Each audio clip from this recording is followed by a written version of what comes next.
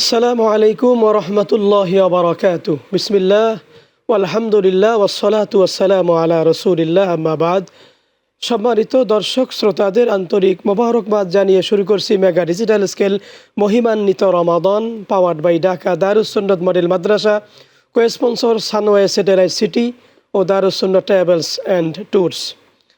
সুপ্রিয় দর্শক শ্রোতা, আমরা রমজানুল মোবারকের প্রথম দশক রহমতের মধ্যে অবগাহন করছি। আল্লাহ সুবহানাহু ওয়া তাআলা আমাদেরকে এ অংশে তার রহমতের চাদর দিয়ে ঢেকে রাখেন।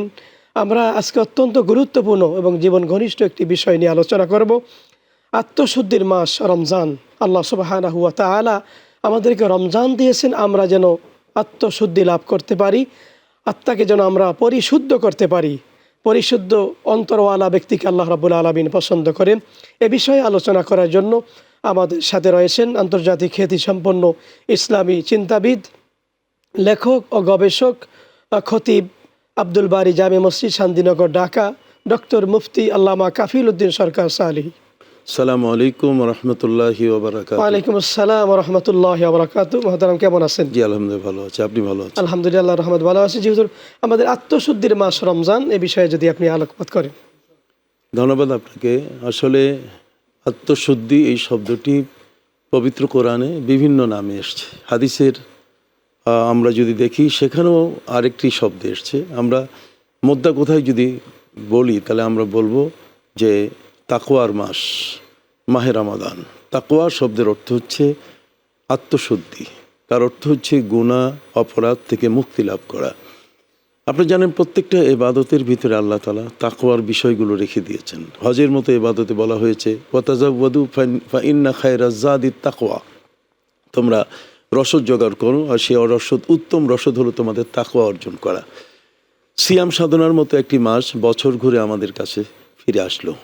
অতএব সেই মাসের মধ্যে এই মাসটিতে আমাদের করণীয় কী এবং আমাদের সুযোগ সুবিধাগুলো কী, আমরা যদি লক্ষ্য করি তাহলে সেখানে দেখতে পাবো যে পবিত্র কোরআন মজিদে আল্লাহ তাআলা আমাদেরকে বলে দিয়েছেন লাআল্লাকুম তাত্তাকুন, তার মানে মেবি রিএস্ট্যান্ড এ নিউ লাইফ, তার মানে একটা নতুন জীবনে ফিরে যাওয়া। মানুষ হিসেবে আমাদের জীবনে অনেক কাজ, অনেক কথা, অনেক কর্মই আমরা লাইন ছাড়া করে ফেলি, যেগুলোতে আমরা অপরাধী হই অথবা আমরা গুনাহগার হই। মানুষ যখন অপরাধের কর্মকাণ্ড করে তখন তার মধ্যে কিন্তু মূল চরিত্রটা ধ্বংস হয়ে যায়। ইসলাম চায় একটি মানুষকে চরিত্রবান করে গড়তে, চারিত্রিক বৈশিষ্ট্যে এবং গুণাবলীতে তাদেরকে সর্বসুন্দর করে গড়ে তুলতে। সেক্ষেত্রে আমরা কিন্তু নানাভাবে আমাদের বিগত 11টি মাস আমাদের যে কর্মকাণ্ডগুলো ছিল সেগুলোতে কিন্তু আমরা নানা ক্ষেত্রে অপরাধ করে ফেলেছি। অপরাধ যখন কোনো ব্যক্তি করে, হাদিস শরীফের মধ্যে এসছে এজা আজনাবাল আব্দু ফাকানাত ফি কলবিহি নুকতাতুন সাউদা, যখন কোনো মানুষ গুনাহ করে তখন তার কলব, অন্তরের উপরে এই সাদা আরশি আয়না, এটার উপরে একটা দাগ পড়ে যায়। হাত্তা তাআলুয়া, সেটা বাড়তেই থাকে আর বাড়তে বাড়তে মানুষের অন্তরটাকে ঢেকে ফেলে। তো একটা মানুষ যদি তার অন্তর ঢেকে যায় তখন কিন্তু তার দৃষ্টিশক্তি ঢেকে যায়, তার ভাষা আড়ষ্ট হয়, তার চলাফেরা উঠা বসা অসংলগ্ন হয়। এই জন্য সিয়াম সাধনার এই ইবাদতটির সবচেয়ে বড় যে কাজটি সেটি হচ্ছে পরিশুদ্ধ করা। একটি মানুষের ভেতরে যে সমস্ত কালিমা আছে, যে সমস্ত আচরণ আছে সেগুলো থেকে মুক্তি লাভ করা, যেমন হিংসা, লোভ, লালসা, মোহ, মাৎসর্য, যেগুলো মানুষকে অন্যায়ের দিকে, অপরাধের দিকে ঠেলে দেয়। সিয়াম সাধনার মতো একটি ইবাদতে আমরা যখন আত্মনিয়োগ করি, আপনি নিজেই জানেন যে সওম শব্দের অর্থ হচ্ছে কথা না বলা। হযরতে মারিয়াম আলাইহিস সালাম তিনি বলেছিলেন ইন্নী নাযারতু লির-রহমানি সাওমান ফালান উকাল্লিমাল ইয়াওমা ইনসিয়া, তার মানে আমি মানত করেছি রোজা রাখার, যাতে আমি কারোর সাথে কথা বলবো না। এখানে সওম শব্দের অর্থ হচ্ছে কথা থেকে নিজকে বিরত রাখা, তাহলে ভাষাকে সংযত করা। আর সিয়াম শব্দ যেটা কোরআনে বলা হয়েছে, কোরআনে কিন্তু এখানে সওম নাই, আছে ইয়া আইয়ুহাল্লাযীনা আমানু কুতিবা আলাইকুমুস সিয়ামু কামা কুতিবা আলাল্লাযীনা মিন ক্বাবলিকুম লাআল্লাকুম তাত্তাকুন।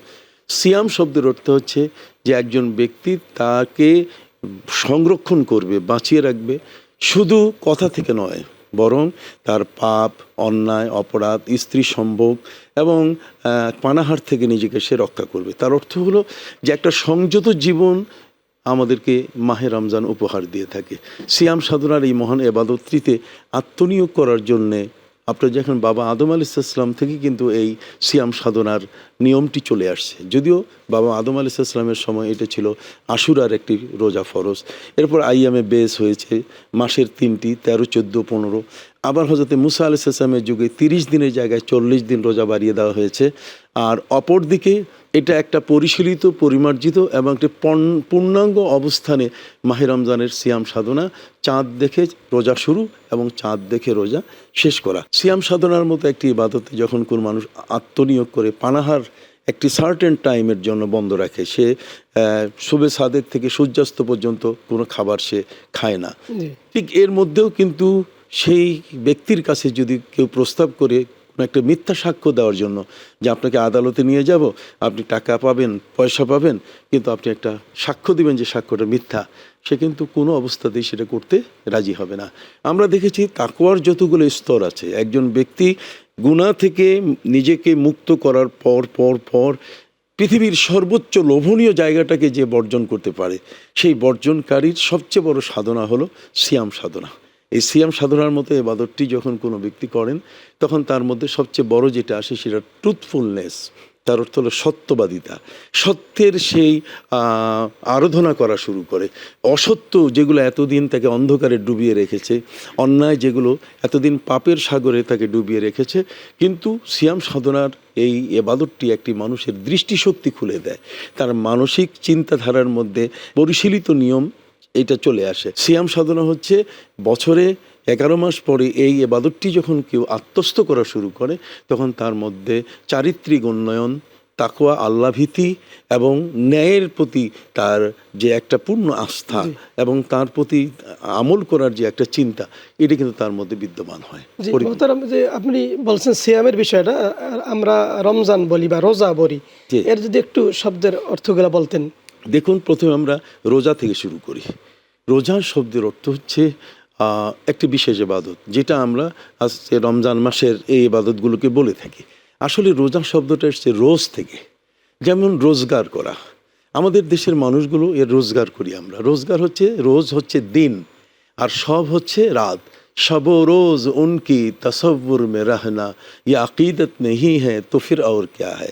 তো আমরা খতমে সবিনা করি। সবিনা শব্দের অর্থ হচ্ছে রাতের বেলায় যে কাজটা করা হয়, যেমন সব গুজারি হচ্ছে রাতে মসজিদে গিয়ে কান্নাকাটি করা অথবা নিজের ঘরের জায়নামাজে বসে আল্লাহকে নিরিবিলি ডাকা, এসব।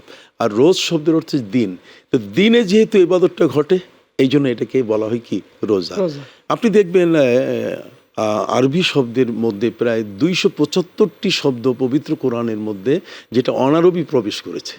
এটা আরবি শব্দ না, 275টি শব্দ কোরআনের মধ্যে যেটা অনারবি। যেমন আমি আপনাকে বলি, একটা হচ্ছে সুন্দস, ইস্তিবরাক, হ্যাঁ, যেমন দিজা, মিশকাত, এই ধরনের কতগুলো শব্দ। তো পবিত্র কোরআন বলছে ইন্না আনজালনাহু কুরআনান আরাবিয়্যা, আমি আরবি ভাষায় কোরআন নাজিল করেছি। তাহলে অনারবি ভাষায় 275টা শব্দ এখানে কেন? আমি এই জন্য এটা বললাম যে জমহুর উলামা ইকরাম সবাই মিলে একত্রিত তারা বলছেন যে না, এই শব্দগুলো আসলে এক সময়কালে আরবিতে ছিল, কিন্তু সেগুলো হারিয়ে গেছে, ভাষা থেকে কি হারিয়ে গেছে। কোরআন সেগুলোকে উদ্ধার করে আবার তার মধ্যে প্রতিস্থাপন করেছে। অতএব আমরা রোজা শব্দের অর্থ বলতে গেলে মূলত এই ইবাদতটিকেই বুঝাবো, যেটা আমরা সিয়াম হিসেবে আমরা যেটা লালন করছি। রমজান বলি বা কারো নাম রাখে রমজান, আচ্ছা, কারো নাম রাখে, আচ্ছা রমজান শব্দটা হচ্ছে রামাজ থেকে এসছে। এটা কোরআনেরই শব্দ, শাহরু রমাদান আল্লাযী উনজিলা ফীহিল কোরআন, রমজান মাস। তো রামাজ শব্দের অর্থ হচ্ছে পুড়ে ফেলা। রমজ শব্দের অর্থ হচ্ছে ধ্বংস করে ফেলা। রমজান নাম রাখতে কোনো বাধা নেই।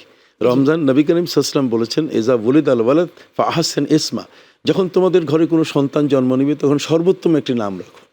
এই জন্য নবী করিম সাল্লাল্লাহু আলাইহি ওয়াসাল্লামের কাছে একজন সাহাবী এসেছেন, নবী জিজ্ঞাসা করেছেন তোমার নাম কি? আমার নাম হাজার। নবী বলছেন না, তোমার নাম হচ্ছে সাহাল। হাজার শব্দের অর্থ পাথর আর সাহাল শব্দের অর্থ হচ্ছে নরম। রমজান আমরা পেয়েছি, এখন আত্মশুদ্ধির জন্য আমরা কি করব, কার কাছে যাব বা কোন পদ্ধতি আমরা অবলম্বন করতে পারি? অবশ্যই সেটা বলবো, তবে তার আগে যে কথাটি ছেড়ে আসলাম সেটা হলো রমজান শব্দ তো ধ্বংস করা, নষ্ট করে ফেলা। মানুষের দেহের ভিতরে কতগুলো টক্সিন আছে যেগুলো তার দেহকে নষ্ট করে ফেলে, ঠিক অনুরূপভাবে আমাদের জীবনেও কিছু টক্সিন আছে, পাপ, অন্যায়, হিংসা, এই সবগুলো এগুলোও কিন্তু রমজান আমাদেরকে দমন করে ফেলে। এই জন্য রমজান শব্দটি এটা পরিশুদ্ধ শব্দ, কারো নাম যদি কেউ রাখতে চায় রাখতে কোনো বাধা নাই, যেহেতু সে আত্মশুদ্ধ তথা তার ভেতরে যে অন্যায় অপরাধগুলো আছে সেগুলো অবদমিত করার জন্যই মূলত এই শব্দটির একটা প্রভাব পড়বে।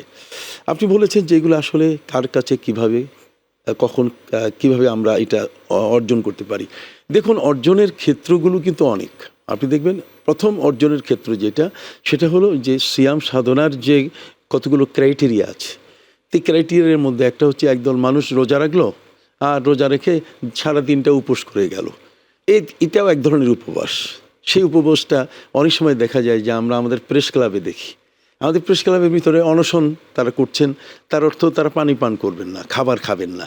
এই খাবার না খাওয়ার জন্য একটা সময় ধরে তাদের উপবাস থাকা, এটা উপবাস বটে, কিন্তু এটা রোজা না।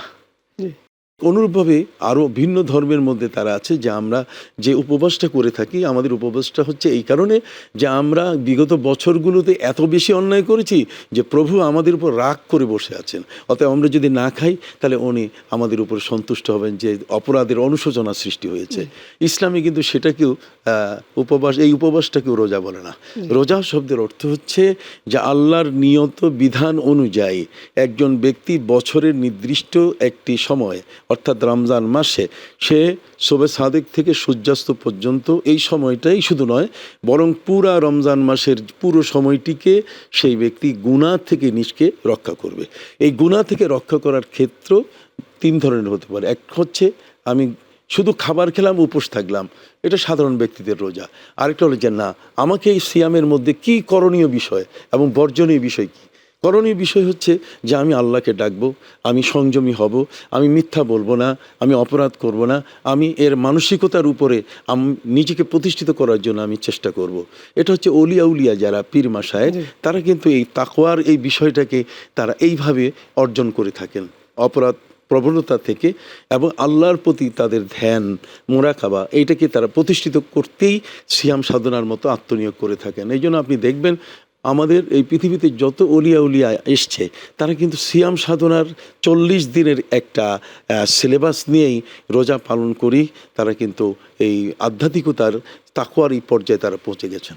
আরেকটা হচ্ছে নবী রসুলদের রোজা, যেটা নবী রসুলদের তাকওয়া হচ্ছে, আপনি নিশ্চয়ই জানেন যে একটি ঘাসের বাগান আছে বা যেখানে ঘাস হচ্ছে তার পাশ দিয়ে যদি ছাগলের মালিক ছাগল নিয়ে যায়, তার ছাগলগুলো সম্বন্ধে সে কখনো এটা বলতে পারবে না যে আমার ছাগল এই নিষিদ্ধ গাছে, সেখানে সাইনবোর্ড দেওয়া আছে এই ঘাসে সে মুখ দিবে না।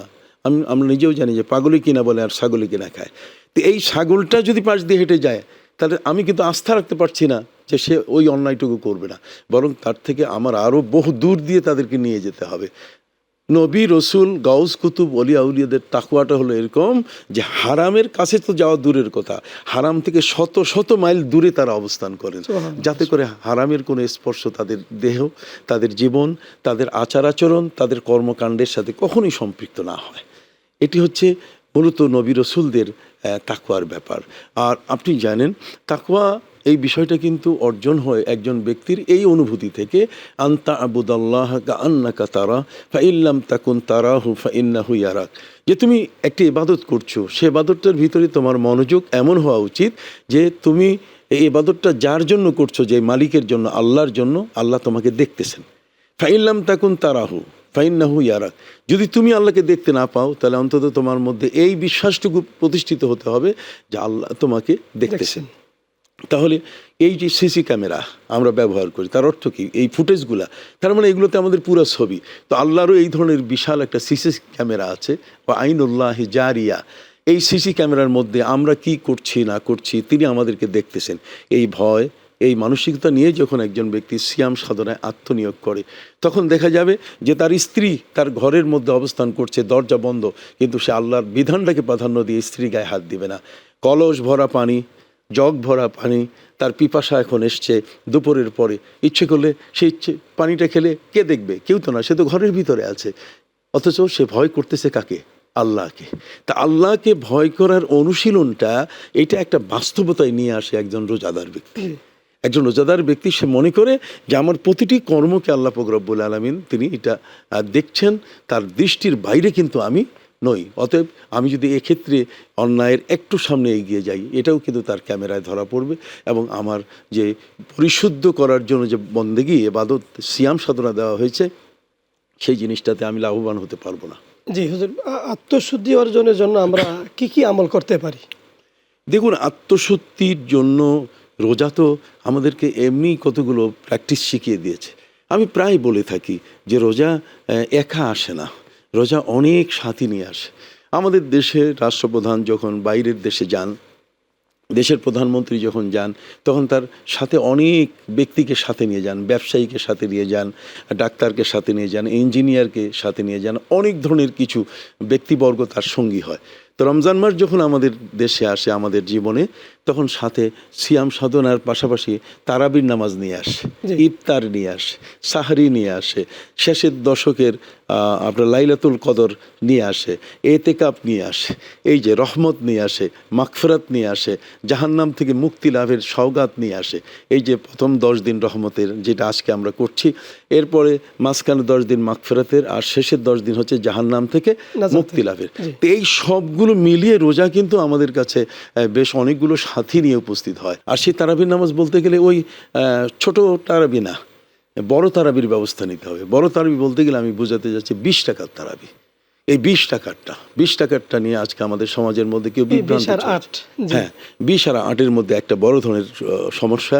আপনি নিজেও জানেন, আমরা এই 20-এর সাথে যে আমাদের লাইফের যত ইবাদত আছে, আমরা 5 ওয়াক্ত 24 ঘন্টার যে ইবাদত করি, তা কিন্তু একটা বিশাল মিল আছে। আপনি দেখুন, ফজরের নামাজ 2 রাকাত, জোহর 4 রাকাত, আসর 4 রাকাত, মাগরিব 3 রাকাত, এরপর এশার ফরজ 4 রাকাত, এশার বেতের 3 রাকাত, মিলিয়ে আপনি দেখেন 20 রাকাত। এটা কত? 20 টাকা। তো 20-20-এ একটা কি আছে? একটা বড় মিল আছে। তার অর্থ হলো যে আমরা এই 20 রাকাত জীবনে যে ইবাদতগুলো করলাম রমজান মাসের প্র্যাকটিসেও কিন্তু আমরা সেটাকে বহাল রেখেছি। কাজেই আমাদের সবচেয়ে বড় হবে কোরআন তেলাওয়াত করা, যেহেতু এটা শাহরুল কোরআন, কোরআন নাজিলের মাস, সেই হিসেবে আমরা অনবরত কোরআন তেলাওয়াত করব। এখানে আমার ছোট্ট একটি পরামর্শ থাকবে। আমাদের ভিতরে কিছু মানুষ এমন আছেন যারা কোরআন পড়েন না, কোরআন পড়তে জানেন না, অথবা কোরআন উনি পড়ার সময় পান না। তার জন্য উচিত হবে তিনি একজন হাফেজে কোরআনকে যদি পাশে রেখে কন্ট্যাক্ট করে যদি বলেন যে বাবা আমাকে প্রতিদিন 1 পারা করে কোরআন তুমি শোনাবে। আপনি অবাক হয়ে যাবেন মাওলানা, যে ইমাম আবু হানিফা রহমতুল্লাহ আলাইহি রমজান মাস যখন আসতো, তখন প্রতিদিন তিনি 2 বার করে কোরআন খতম করতেন। তার অর্থ হলো 30 দিনে 60 খতম। আর ইমাম বুখারীর নাম তো সবার জানা আছে। ইমাম বুখারী রহমতুল্লাহ আলাইহি তিনি কিন্তু প্রতিদিন 1 বার করে কোরআন খতম করতেন। আপনি জানেন হযরতে উসমান যুন্নুরাইন রাদিয়াল্লাহু তাআলা তিনি 1 রাকাতের মধ্যে কোরআন খতম করতেন। সুবহানাল্লাহ। তাহলে কোরআন খতমের ক্ষেত্রে যদিও বলা হয়েছে যে 3 দিনের কমে না, 1 সপ্তাহের কমে না, কিন্তু এই সকল মহান ব্যক্তি তাদের আমল থেকে তারা প্রমাণ করেছেন যে যখন কোনো একজন ব্যক্তির কাছে ইবাদতটা প্রাধান্য হয়ে যায়, তখন তার কর্মকাণ্ডগুলো আল্লাহ সহজ করে দেন। ইন্নাদ দীনা ইউসর। তো সেক্ষেত্রে ইমাম আবু হানিফা যেমন কোরআন তেলাওয়াত করেছেন, সেটি নয়, ওটাকে আমরা আমাদের সবকের ভিতর রাখবো, আমাদের টাইম লাইনে সেটা রেখে নিব যে তিনি এত করেছেন। কিন্তু কোরআন আমরা অনুসরণ করব। পবিত্র কোরআনে বলা হয়েছে যে এটা হচ্ছে কোরআন নাজিলের মাস, শাহরু রমাদান আল্লাযী উনজিলা ফীহিল কোরআন। কোরআন নাজিলের মাস কেন? এই কারণে যেহেতু লাইলাতুল কদরে আল্লাহ বলছেন ইন্না আনজালনাহু ফি লাইলাতুল কদরের রাতে আমি নাজিল করেছি। অতএব যে রাতে কোরআন নাজিল হয়েছে, যে মাসে কোরআন নাজিল হয়েছে, সেই মাসে কোরআন তেলাওয়াতের গুরুত্ব অপরিসীম। জি জি, শুকরিয়া, জাযাকাল্লাহ। আপনি চমৎকার আলোচনা করেছেন, আপনাকে অসংখ্য মোবারকবাদ। মোবারকবাদ আপনাকে। সুপ্রিয় দর্শক শ্রোতা, আপনারা দেখছেন মেগা ডিজিটাল স্কিল মহিমান্বিত Ramadan, powered by Dhaka Darus Sunnat model মাদ্রাসা, co sponsor Sunway satellite city ও Darus Sunnat travels and tours. আমরা অনুষ্ঠানের একেবারে শেষ পর্যায়ে চলে এসেছি। ইনশাআল্লাহ আগামী পর্বে নতুন কোনো বিষয়ে নতুন অতিথির সাথে দেখা হবে। আল্লাহ সুবহানাহু ওয়া তাআলা সে পর্যন্ত সকলকে ভালো রাখুন, এই কামনায় শেষ করছি। আল্লাহ হাফেজ। আসসালামু আলাইকুম ওয়া রাহমাতুল্লাহি ওয়া বারাকাতুহু।